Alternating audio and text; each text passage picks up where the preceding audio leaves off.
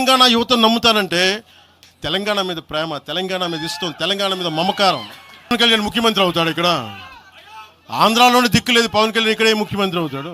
రాష్ట్రం విడిపోవడానికి కూడా కారణం గోదావరి జిల్లాలో పచ్చదనమే. ఆ శాపం తగిలేసినట్టుంది.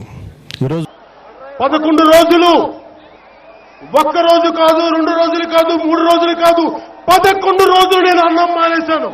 ఈ రోజున మీకు చెప్తున్నాను.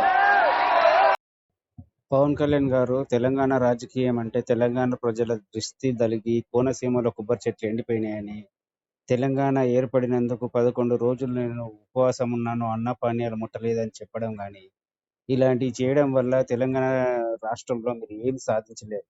అయినా మీకు తెలంగాణ పట్ల ప్రేమ లేనిది మీరు తెలంగాణలో వచ్చి రాజకీయాలు చేయడం ఎందుకు? అక్కడ ఉన్నటువంటి ఆంధ్రాలో మంచి పరిపాలన చేసి అక్కడే మీరు తిరిగి మరొకసారి ఎలక్షన్ విన్ అవుతే అదే మీరు గొప్పగా సాధించిన విజయం.